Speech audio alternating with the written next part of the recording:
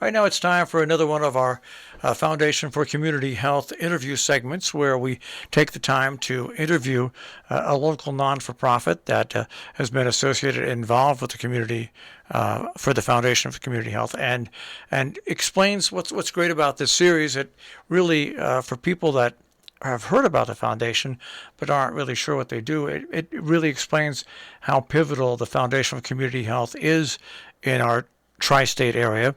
And also, it highlights the various agencies that they work with.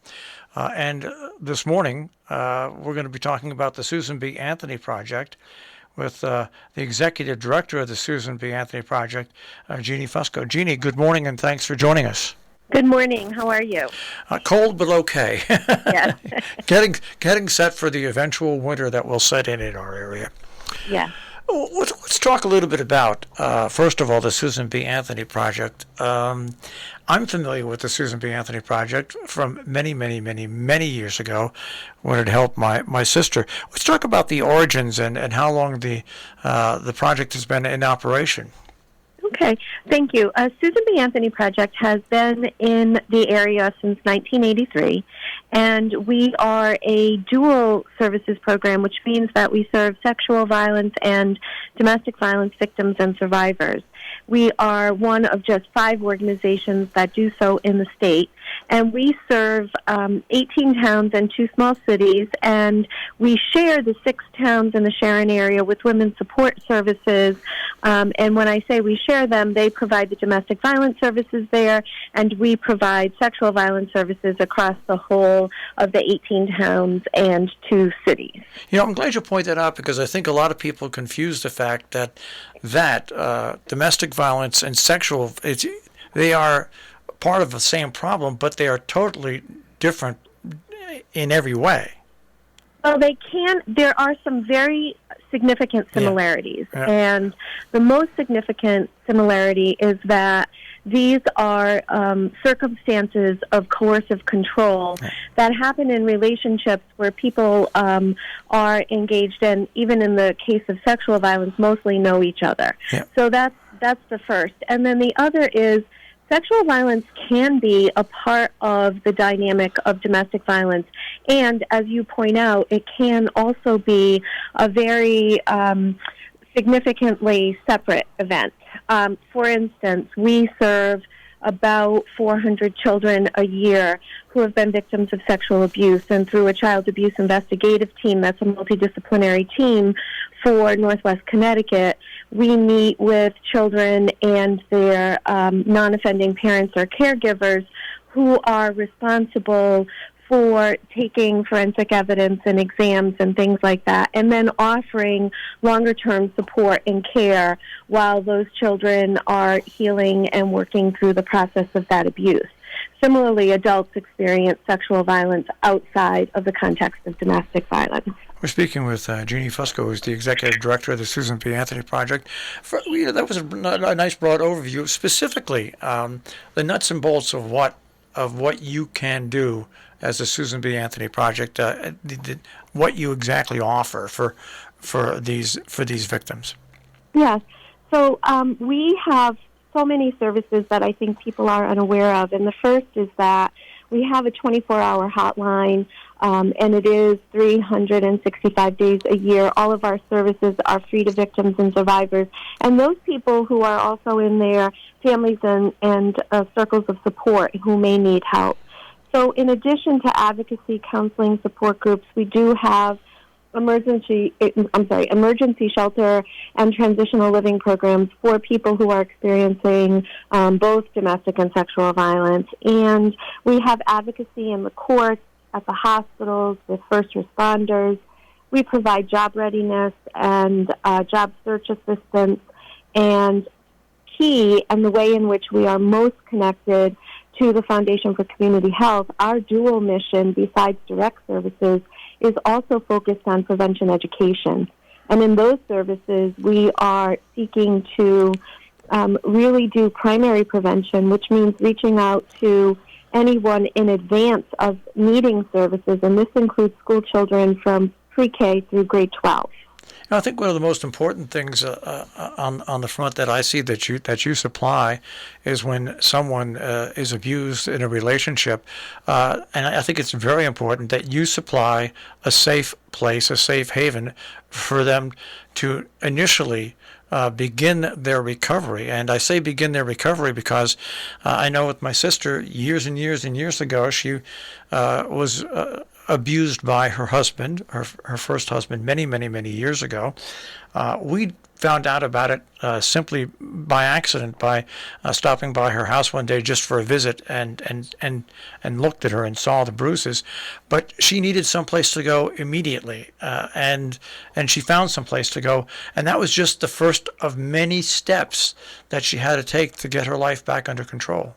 Yes, in the same way that domestic violence doesn't begin and end very suddenly, it also isn't something that can be addressed oftentimes in just a few sessions. So what happens is this variety of services that I mentioned to you, whether it is domestic violence, and in our focal area of domestic and sexual violences, we offer people the opportunity to understand what services are available to them and then select and follow that path with them on a schedule that works for them, and that sometimes folks need a little bit more time in one place. Sometimes they go away and they come back for more support, or may go from an individual set of circumstances working with an advocate to a more support group setting.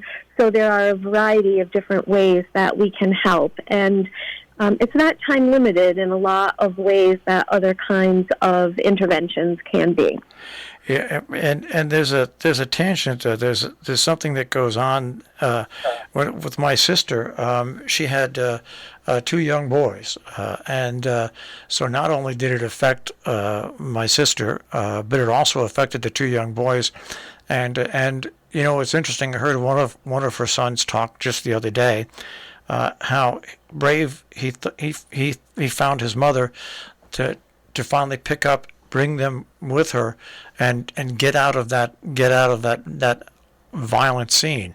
You know, and this is not, now we're talking like 30-40 years later, and it was still very vivid in his mind. Mm-hmm. And so those are words I use all the time. It's brave, it's courageous. It's very difficult for people to either pick up that telephone or ring the bell to come in and say, I need service. And sometimes people are just even needing to have some clarity about what is happening in that relationship. And so that is an opportunity to explore that as well. Also, oftentimes, folks are afraid to sort of come forward and identify themselves, and it's also really critical to note that any services here can be anonymous and confidential. People don't have to identify themselves. Typically in time, folks do, but it's not required in order to receive services here. And what's interesting is both you and Women's Support Services have websites, and on your website, one of the first things you see is there is a place where if they're on a computer and they've access to your site, they can very quickly push a button and not be discovered that they're contacting you.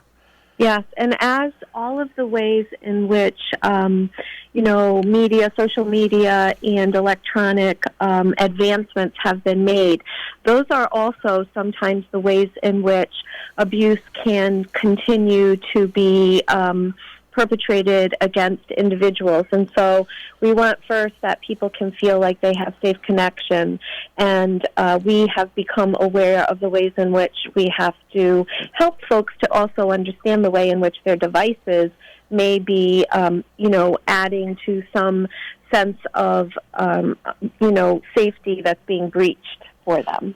We are talking once again with Jeanne Fusco, the Executive Director of the Susan B. Anthony Project, and this is part of our series with the Foundation for Community Health. Let's talk a little bit about your interaction with the Foundation for Community Health. How have they helped the Susan B. Anthony Project?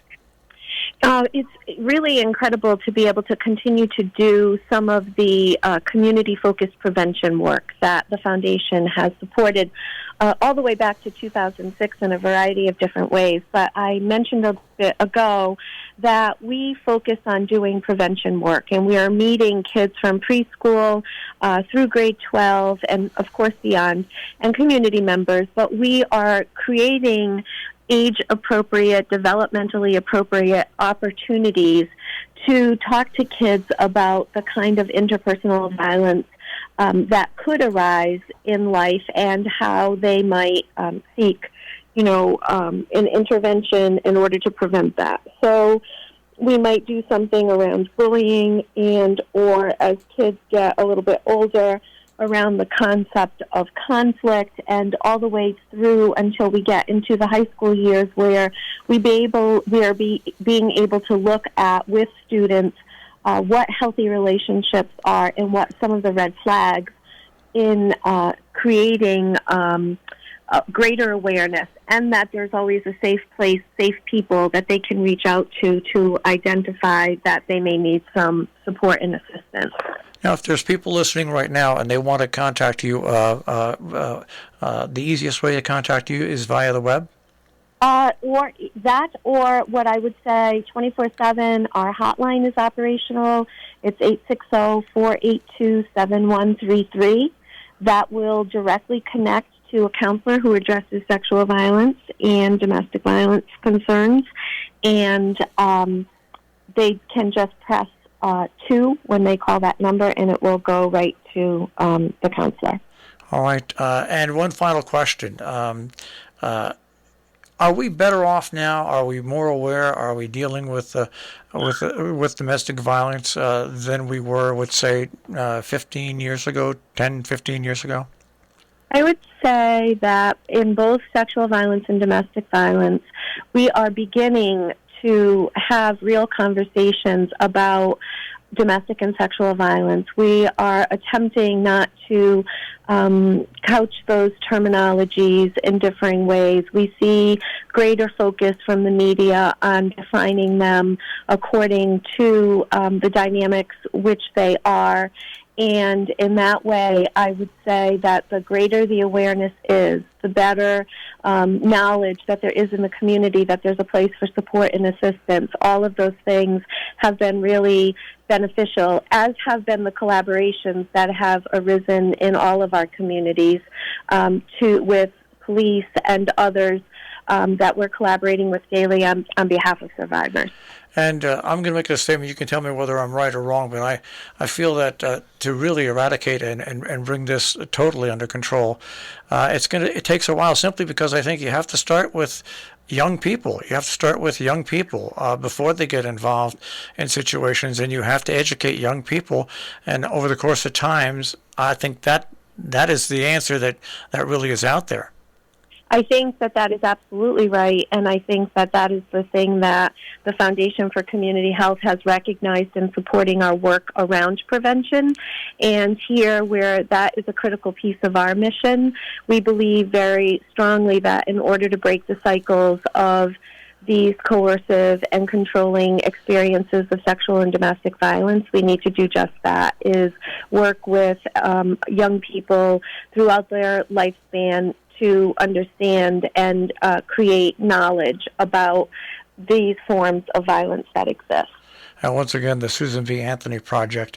Jeanne, thanks for taking a few minutes and joining with us this morning, and just keep up the great work. I know, like I said, many years ago, you helped my family out, my sister out, and it's a service that is undoubtedly essential for our area.